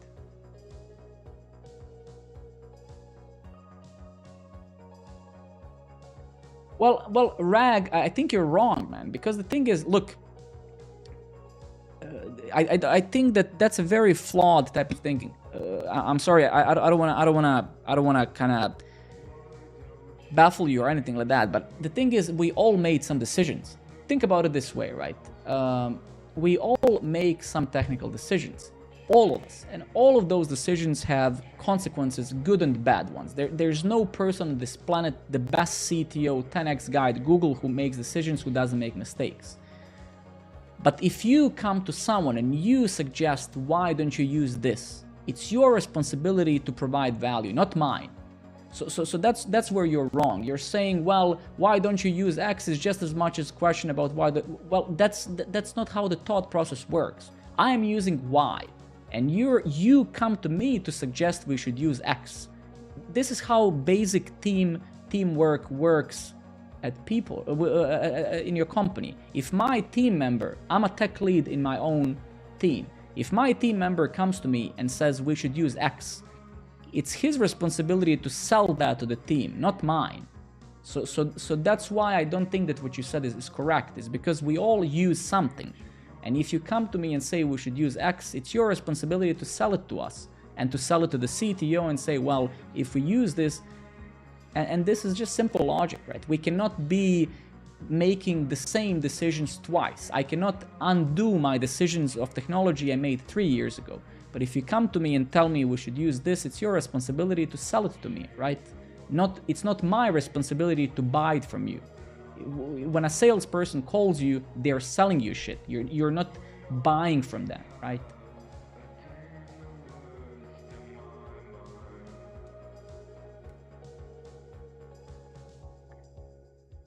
Well, yes, indeed. Don't take me wrong. I mean, it's true. No, those types of questions, they are completely valid.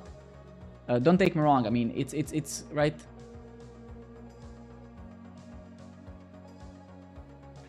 Right. So it's yeah.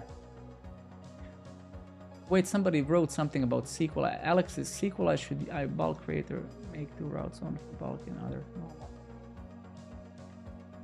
Let me just copy this question. Should I use bulk create? As far as I know, bulk is actually more performant, right? Show the platform. Well, go and sign up and see the platform yourself. You can sign up.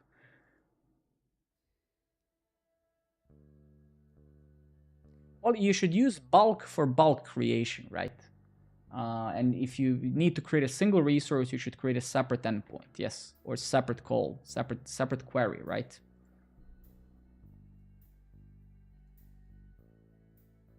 Jesus Christ, man. Really?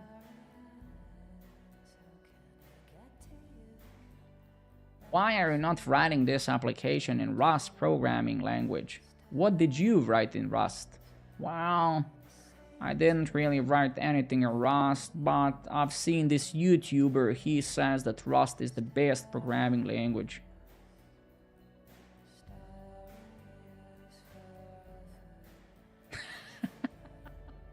Why are you not running this application inside your brain?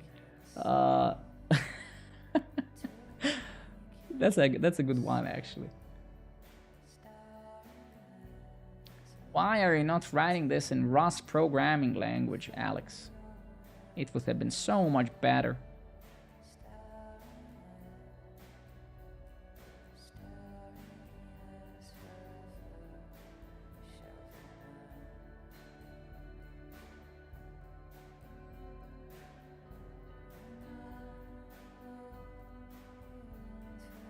Why are you not writing TypeScript, bro?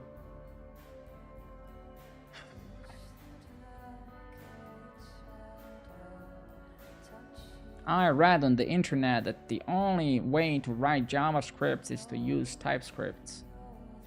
Get meetups. Shit, how come this is not committed though? Didn't I like do this already? Okay.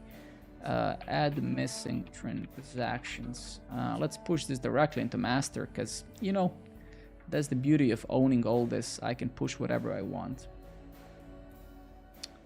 Cool. Let's get back to, let's go to our CI, right? Let's go to our in Rust programming language. Why are you not writing TypeScript with Rust? It would be so productive. I wrote this to-do app in Rust. It took me around 4 months. It was great. You can create a to-do, you can delete it. You cannot update it yet. In 2 months I'm gonna have that. It's gonna be great. Let's see here.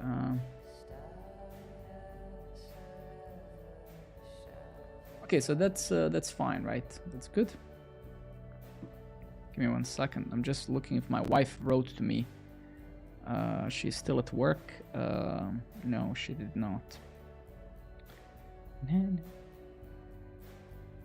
Actually, I did write COBOL. I wrote COBOL 20 years ago. So my first language was Pascal, then COBOL, then PHP 3, then Visual Basic 6. And then I wrote C and C++, because I started my career in 2008 as a Cisco engineer. I was programming Cisco devices. I actually have some YouTube videos from that time. And then how did I end up here? Well,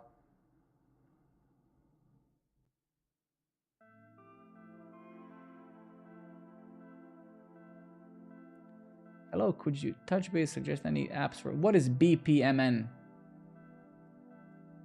What does that mean? I mean, it rings a bell. I'm not good with acronyms. What is BPMN? BPMN. Oh, I know. Sorry. It's been so long since I went to school. The only tool of this kind that I ever used was Visual Paradigm. This was the only tool that I used. Now, wait, this music is freaking me out a bit. Wait. Now, what I use now mostly is either a Miro. So this is what we use most of the time. It's not really like Visual Paradigm. It's not Unified Modeling Language. It's not UML or whatever. But Miro has insane good features and mainly for cross collaboration, from team collaboration. What I mostly use inside of this stream is Draw.io, right? But this is not what you're seeking for. But the only tool that I've used, and this was during my studies very long ago, was Visual Paradigm. And I didn't like it much. It's too complicated. It's you know, for me, tools should be something that make me more productive, not that require me to study it for 4 months, then become productive, right? But this is the only tool I used. And I remember when I wrote C++, I would use this to generate some classes and stuff, right? Yeah, Lucid charts as well. Again, I would need more context. What do you need this for? Is it team-based? Is it personal use, right? I would need to know more to be able to say something of value. Because again, I'm very reluctant to just say shit just to say it, right? So I don't know what's your use, right? What do you need it for? If you can provide a bit more context, right? Because pen and paper is the best still. I mean, I always have my pen and paper right next to me here, because that's the quickest. I don't have to install shit. I don't have to drag my mouse. I just take pen and paper. I do low fidelity stuff. Actually, I don't know if you guys started doing that, but you should use ChatGPT. What I started doing, I draw the diagrams or whatever on blank A4 paper. Then I just upload that image to ChatGPT, and you can tell it, can you create me this diagram or whatever, right? It's quite powerful, actually.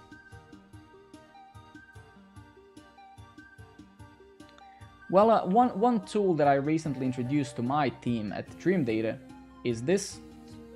This is an awesome tool that I found maybe inside of this stream a couple of months ago. Somebody sent it to me. It supports Postgres, MySQL, and a few more. It automatically generates documentation for your tables, relations, and stuff like that.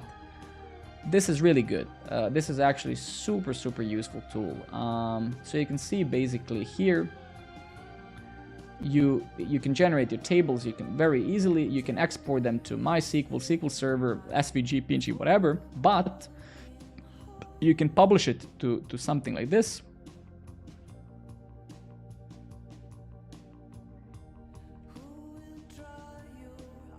If I do this, right, now you can also password protect it, as I showed you, if you want to share it with others. And boom, it generates all the documentation for you. You can kind of go into each different table, see the relations. If I scroll up here, so you can see that this table relates to those. If I go to this one, this is the relations, blah, blah, blah. So I really like this, and it's all web-based. You can click on relationships here. You can see the little kind of graph, if I may, right? So this is really cool, and it's free for, again, it really depends. Again, if you need tool for business, the price is almost irrelevant, because it's for business. If you need something for personal projects, then that's also even less relevant, right?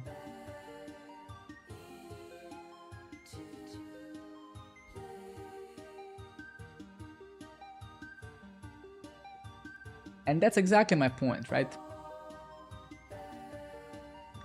The thing is, again, for me, paying for something $5, $10, $20 a month, it's meaningless, right? My hourly rate can cover 10 of those tools, right? So it really, I would need more context of who you are, how much you're getting paid, what are you going to use it for, etc., etc. I mean, I spend $50 a month just for running this programmer network, which is a side project, right? You know, paying for Docker Hub, for GitHub theme, for Hetzner hosting, for, right? So it's so much context is needed to be able to provide any insights which make sense, right? Okay, so I can see that you guys actually, some of you managed to come through. May I know what wallpaper you use? Yeah, I'm gonna paste the wallpaper in general, and then you can have it. So make sure to, if you want, well, unfortunately I have no, actually I can upload it. You don't have to join Slack, wait. You don't have to join Slack.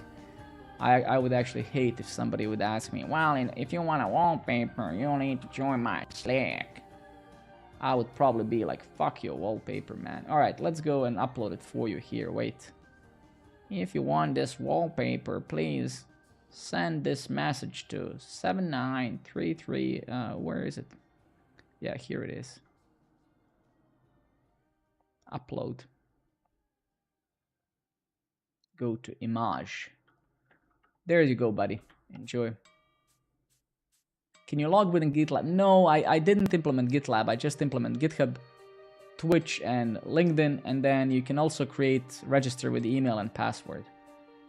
I wanted to add GitLab as well, but again, this whole platform has been built inside of the stream, and there's a lot of stuff. The infrastructure is also very complicated. You know, I have the whole Grafana and Prometheus and Loki and Redis and Postgres, and it's crazy. Actually, for those of you who are new, I can maybe show you that. That might be interesting for some of you at least.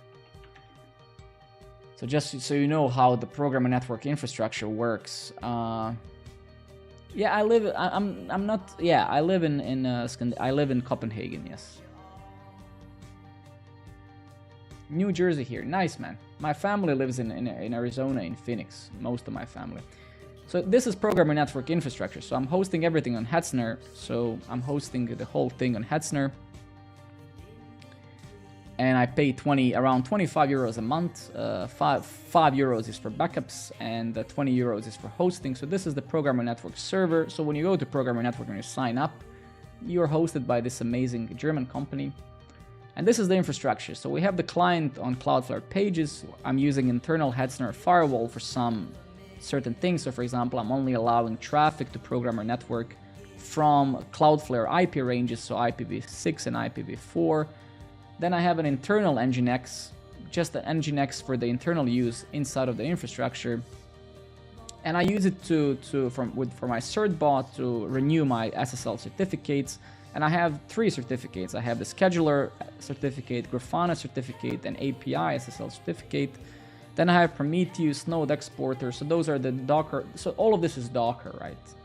So this is so those are the Docker images for Grafana, basically. So like, if I go to dashboards here, so like I'm monitoring the Postgres performance, I'm monitoring the system level performance, like my API performance, blah, blah, blah. So some of those things are for that. I use Alert Manager to send Slack messages to my Slack channel when an error 500 occurs on my server. That's the only thing I'm reporting now, but think of this as a centric.js in a way, right? Or some of the error reporting. So I use Alert Manager, Docker image as well. So whenever an error happens, and all of this is documented. So keep in mind, I'm a documentation nerd. So I'm obsessed by documentation, right? So all of those things are documented. This is not something I'm willing to share publicly, but there's a bunch of readmes. So all of this infrastructure, every single command, every single firewall rule, it's not code as a, it's not infrastructure as code, but I tried to mimic it because I didn't want to complicate it with Ansible and Terraform and stuff like that. Maybe one day I will, but right now I don't have that complexity, right? So we have the whole stack for logging and reporting and stuff. This is not deployed yet.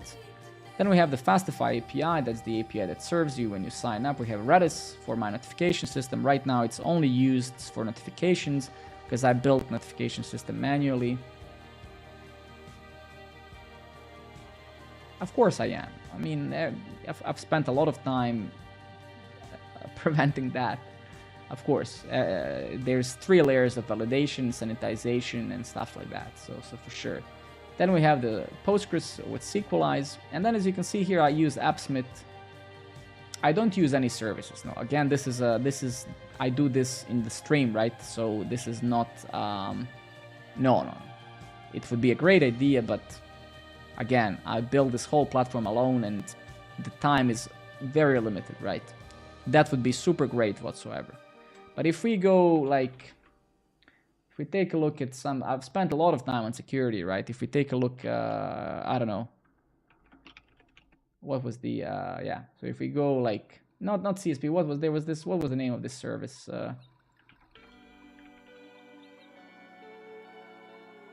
You can try. I mean, be my guest. Absolutely right. You can try any attack you want. It's of course if you find it. But I've spent a lot of time, right, making sure things are secure. So if we take a look also at the Probly, right, we're getting the A grade, right, with right. We're also using HTTP only cookies. So JavaScript really, you cannot really get the token. You cannot get the JSON web token using anything really, because it's really just JSON web tokens are part of the actual headers.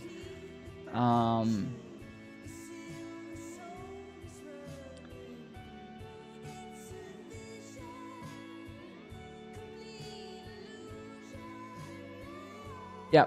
So yes. Many people have actually tried. So I had one of the viewers, I had one guy who was watching this stream for a couple of months, and he was a security expert. So he was trying all sorts of things. He found some things, so we fixed it together. Sullivan, his name is Sullivan. He's not around that much anymore. So we had a guy who was actually trying all sorts of things. He's very good. He's a professional. So that was really fun. He tried all sorts of things and all sorts of exploits and stuff. So that also helped me to mitigate, right? I also have failed to ban setup, but again, everything is going through Cloudflare,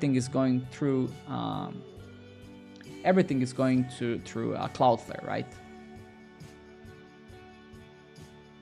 Everything is going through Cloudflare, so we have Cloudflare in front of Programmer Network. Don't forget that, and we have a lot of security also enabled on that end, right? So that tremendously helps as well with things, right?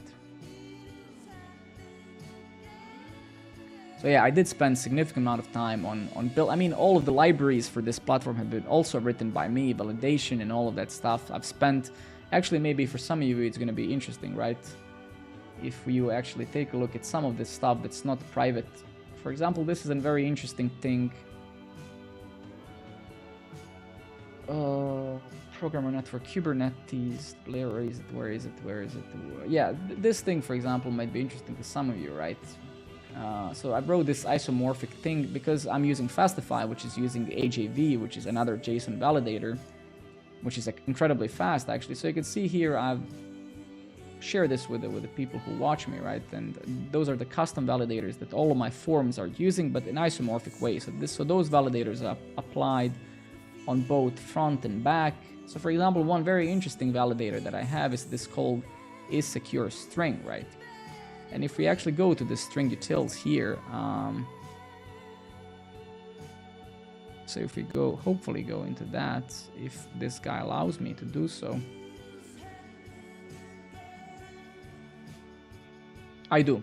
Everything is validated. Response, request and response, yes. URL parameters, query parameters, response, request, everything is...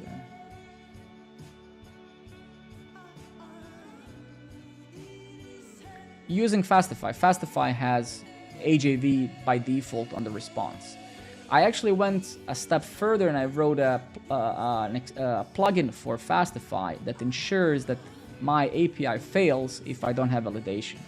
So you can see that I'm for me, that's the core of development. So if you take a look at this, this is an extension that makes your Fastify fail if you're missing any validation on any endpoint. So if you want to make sure that your developers in your team never forget to actually validate something, you can install Fastify Enforce Schema, and it's going to make sure that you can't actually run your server if a developer forgets to validate an endpoint, right? So this is what I wrote a couple of months ago, 6 months ago in this stream, because I found myself, because of the nature of the stream, I have a very limited time and I have to do so many things. I would forget to validate something. Then I was like, okay, let's write an extension that just works against me. If I don't put a response or a body schema, just fail, right? And we're using this on programmer network now. So even if I wanted to, I cannot write an endpoint that's not validated. I just can't. And nobody should be able to. I think every modern framework should enforce validation. Your code just shouldn't compile if you're lazy and you can't validate something for it take 1 minute, then then that's not good, right?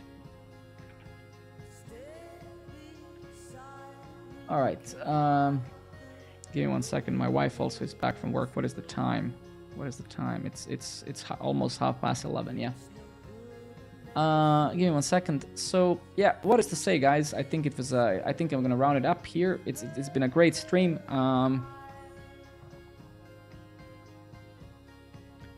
Give me a second. And so many great discussions. Thank you very much for that. Let me go my full camera here. Yeah, for those of you who are new, thank you. I pretty much stream very often. I would say very often. I don't have any schedule written anywhere because I hate schedules. I like to keep this as my little fun thing. And if it's not fun, I don't do it. I don't want to put pressure on myself of making this something that I must do, because I don't. So thank you. Thank you for being around. Some very good programmers here tonight. Very good suggestions. Very good comments. And thank you very much for the tip on the sequelize and on the transaction thing.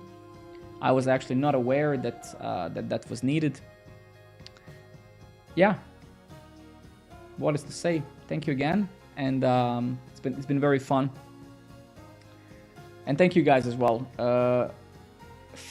FJ, thank you very much for the sub, man. I appreciate that. All of that things that you guys provide really goes into this project, into paying pretty much the hosting and stuff. So that's the idea. My kind of dream come true type of thing is that this thing, when it's actually finished one day, it's actually self-funded by the community. So I don't really make any money of Twitch or whatever, and that's not the intention. But every time some of you sub, it's a very good feeling because it goes actually into the platform, and that's super amazing.